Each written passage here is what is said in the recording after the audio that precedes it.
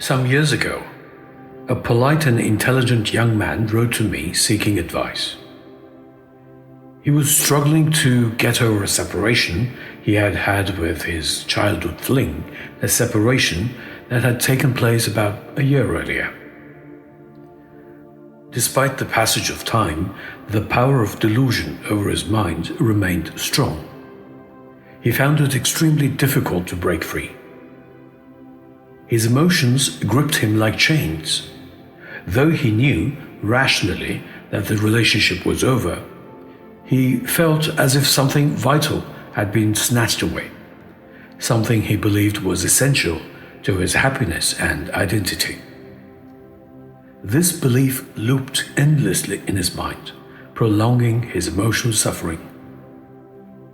He started blaming others, the world, as well as his upbringing for his situation.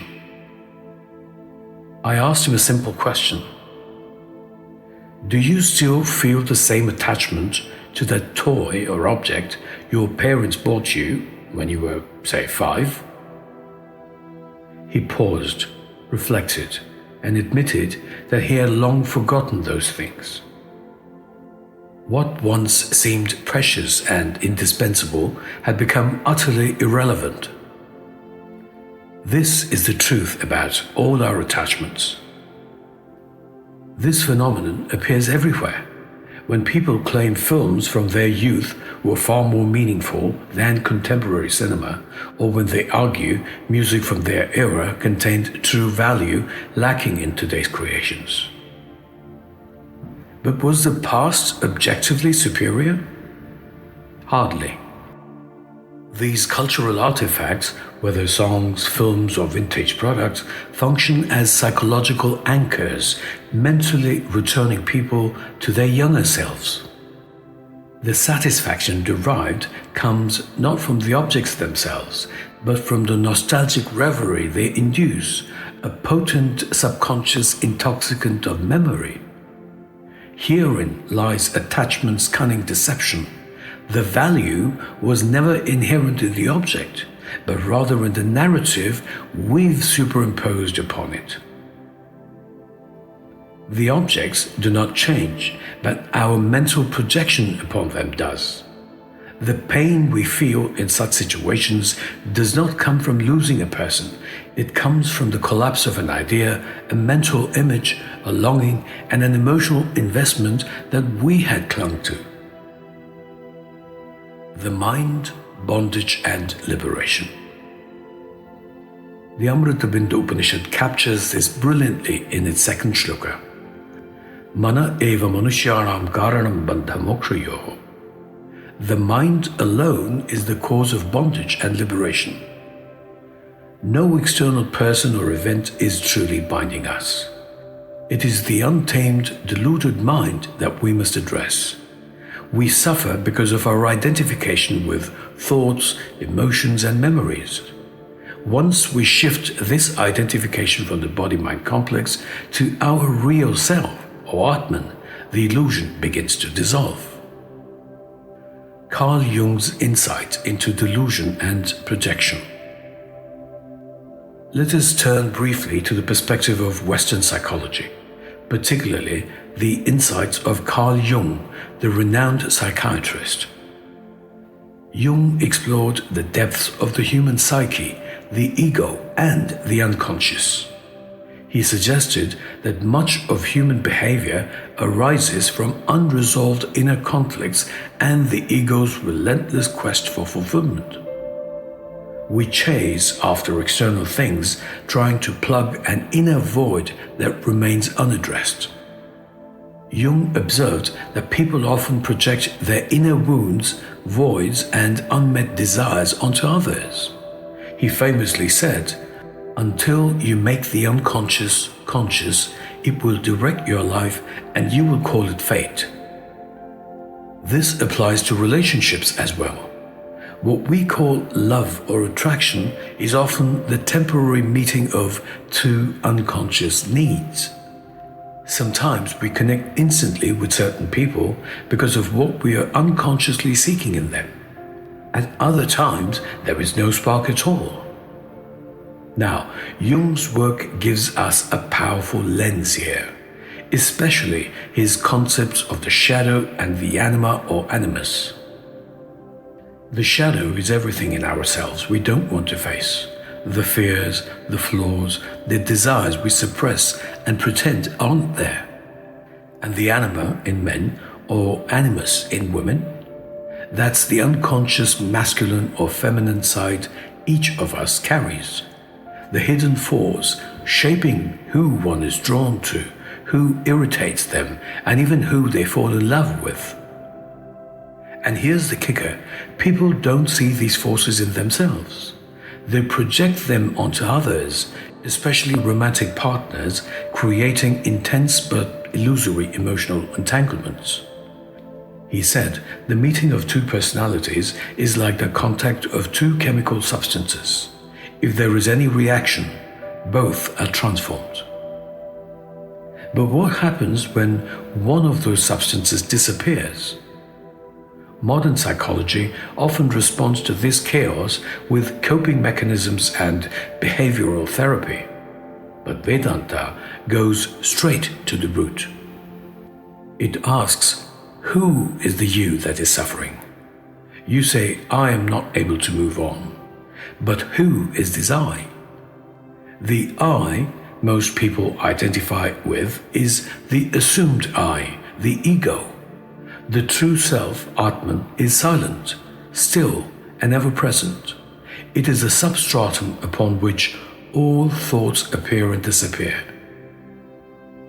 This was the true issue with a young man. He was projecting emotional dependency onto another person and mistook it for love or meaning. According to Jung, healing comes through individuation, recognizing and integrating these unconscious parts of ourselves rather than seeking fulfillment outside. Here, Jung and Vedanta find common ground, but Vedanta takes the final leap. Jung's individuation operates within the realm of the psyche, seeking wholeness through integration of the ego, unconscious, and archetypes. Vedanta, however, reveals the critical limitation of this pursuit. Even the I that seeks integration is an illusion, the false construct of the assumed doer, the fleeting ego. Only the Atman, Brahman, the unborn, undivided self, beyond all constructs, is real. Jung's work refines the mirage. Vedanta dissolves it. Western psychology versus Vedanta. The drunken town analogy. I once explained this through a story about a town where everyone is perpetually drunk. Now imagine that in this drunken town, the therapists and the psychiatrists are also partially intoxicated. They try to help others manage their drunkenness, perhaps giving them better quality liquor or teaching them how to walk straight. This is modern psychology. While often helpful, it functions entirely within the framework of the intoxicated state, within the body-mind identity. It analyzes dreams, thoughts, traumas, and behaviors, but never goes beyond. Vedanta does not analyze the drunkenness. It wakes you up. It says, you are not this intoxicated being. You are not the drunkard. You are the witness, the unaffected presence observing the entire drama. Vedanta takes you out of the drunken town and places you under the open sky of truth. It shows that your so-called problems were never real. They belonged to a mistaken identity. Love, hatred, and the shifting mind. Think of this. A person once deeply in love may later find that very same individual unbearable. What changed? Has the other person become someone else? Or has your mind changed? This is the crux of attachment and aversion. Both are born of the mind's addiction to duality. As long as we identify with the mind, we are tossed about like a fragile boat in a storm. But when we anchor ourselves in the self, the storm loses all power. Krishna says in Shloka 45 of the second chapter of the Srimad Bhagavad Gita, the Vedic texts revolve around the realm of the three gunas, but you, O Arjuna, must rise beyond their influence, let go of attachment to gain and preservation, abide in the clarity of sattva, and remain firmly rooted in the self. Real work, understanding the mind. The real work lies not in blaming others or trying to change the external.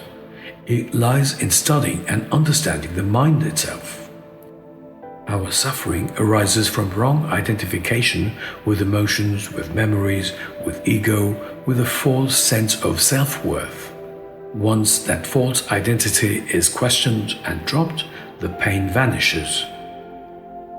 The young man believed the loss had torn a hole in his life until he began studying his own mind.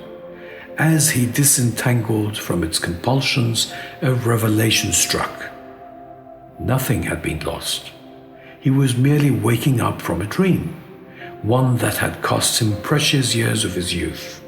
The hardest truth? To the other person, he likely meant little, just another face in the blur of childhood, barely remembered, if at all. Such is the power of Maya, the illusion that paints the perception of emptiness as loss and projection as love. Liberation as Chidakasha. Let us end with this thunderous truth. You are not the body. You are not the mind. You are not even the one who thinks you suffer. You are Chidakasha, the sky of consciousness itself. Does the sky fear storms? Does space beg for stars? No, the sky permits all things, yet remains untouched. Clouds drift, galaxies blaze, storms rage, but the sky never becomes them. It is their silent womb and their final dissolution. So too, your true nature, the Atman, is prior to every thought, every loss, every cry of the ego. The world appears in you, not you in the world. The Srimad Bhagavad Gita declares in Shloka 16 of the second chapter, Nasato vidyate bhavo na bhavo vidyate sataha. The unreal has no existence, the real never ceases to be. What is unreal? The mind's drama. What is real? You, the stainless perceiver, the infinite space or Chidakasha that holds all perception. This is not philosophy. This is not metaphor. This is the end of seeking. No wonder it is called Vedanta, the culmination of knowledge, literally the end of the Vedas. It does not dismiss seeking, but reveals that all seeking dissolves in the recognition of what is already known, the self. Stop identifying with the clouds. Stand instead as the sky, boundless, unshaken, free. Thank you. Stay blessed. Jai Shri Krishna.